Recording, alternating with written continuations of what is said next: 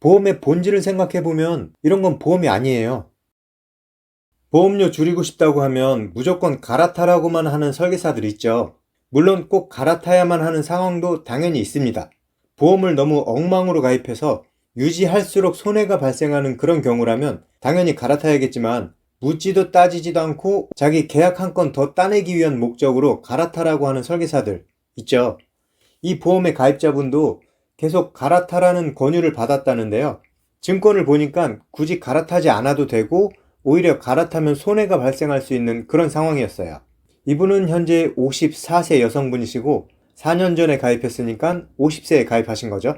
근데 지금 갈아타면 가입 당시보다 4살이나 많아진 거기 때문에 같은 보장이라면 새로운 설계가 당연히 더 비쌀 수밖에 없어요.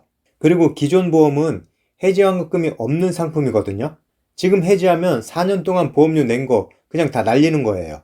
대충 계산해보니까 그동안 납입한 보험료가 대략 한 900만 원 정도 되는데 그거 날라가는 거에 대해서는 아무런 설명도 없고 새로 설계해온 거 들이밀면서 고객님 보세요. 제가 설계한 게 3만 원이나 더 저렴하죠? 그러니까 갈아타셔야 합니다. 이런 논리만 내세우고 있어요. 기존 보험은 18만 원이고 새로 설계해온 건 15만 원인데 보니까 보장 내용은 비슷하고 납입 기간을 30년으로 늘려왔어요. 납입 기간을 늘리면 월 보험료가 줄어드는 거 아시죠? 대신 전체 보험료는 비싸집니다. 근데 54세에 30년 납으로 새로 가입을 하면 몇 살까지 보험료를 내야 돼요? 84세까지 보험료를 내라는 거예요. 그냥 눈 가리고 아웅하면서 한 놈만 걸려라 하는 영업 방식을 아직도 하고 있어요. 그래서 이런 경우는 갈아타지 않고 어떻게 보험료를 줄이는지 한번 보세요.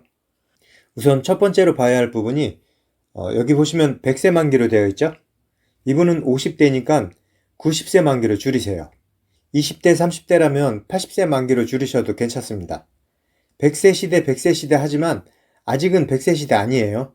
100세 시대라는 말은 그 용어 자체만으로도 돈이 되는 그런 몇몇 업계에서 마케팅을 위해서 만들어낸 거예요. 굳이 어떤 업계라고 말은 안 하겠지만 뭐 말 안 해도 대충 아시겠죠? 이런 얘기하면 또 너무 길어지니까 100세 만기에 대해서는 여기까지만 할게요. 아무튼 통계청 자료에 의하면 아직까지는 우리나라 국민 평균 수명은 84세 정도입니다. 그래서 이 100세 만기를 90세 만기로 낮추면 대략 한 10% 정도 보험료가 내려가거든요. 담보 구성이나 여러 가지 조건에 따라서 조금씩 다를 수 있지만 보통 10% 정도 차이 납니다. 이분은 18만 원이니까 아마 16만 원 정도로 내려갈 거예요. 그리고 나서 이제 불필요한 담보나 가성비 떨어지는 그런 담보들을 삭제해야 하는데요. 지금 보이는 첫 페이지에서는 삭제할 게 없습니다. 여기 보시면 100만 원밖에 안 들어있는 상해 80% 이상 후유장애랑 질병 80% 이상 후유장애 이런 거 있잖아요. 이거는 의무계약이라서 삭제할 수가 없기 때문에 최저금액으로 넣은 거라고 보시면 돼요. 암진단비는 유지하셔야 되고 다음 페이지 보시면 여기도 특별히 삭제할 만한 담보는 없는데요. 요 상해 수술비 50만 원 이거는 가성비가 그리 좋다고 할 수는 없지만 또 그렇게 나쁜 것도 아니에요. 다만 보장 금액이 50만 원밖에 안 되기 때문에 이런 건 보장 받아도 그만 안 받아도 그만이거든요.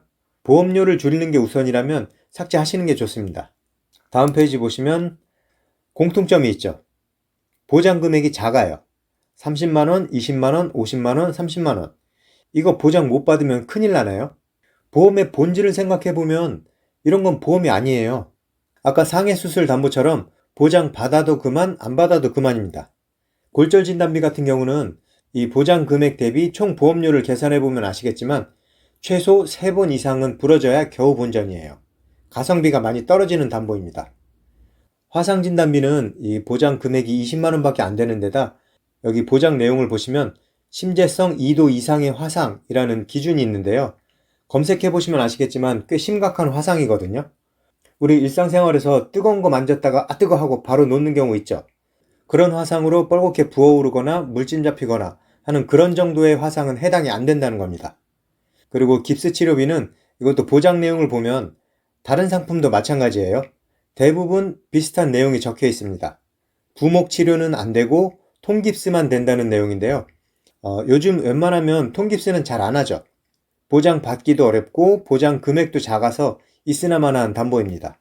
다음 질병 수술비 같은 경우는 아까 골절 진단비 그것보다 가성비가 더 안 좋아요. 이런 담보는 남녀노소 상관없이 그냥 삭제하는 것이 좋습니다. 있으나 마나한 게 아니라 있으면 손해보는 담보예요. 이제 마지막으로 아래쪽에 보시면 뇌혈관 질환 수술비랑 다음 페이지에 심장질환 수술비가 하나 더 있는데요. 이거 같은 경우는 바로 위에 질병 종 수술비랑 중복이 되는 보장이거든요.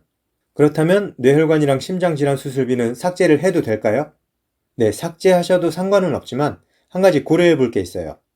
뇌혈관 질환이랑 심장질환 수술은 종수술에서 보통 4종이나 5종으로 분류되는데요. 여기 보시면 이거 설계사가 일부러 이렇게 넣은 건지 모르겠지만 4종이 200만원, 5종이 500만원 밖에 안 들어있어요. 질병 종수술 담보는 한도가 보통 이렇게 되거든요.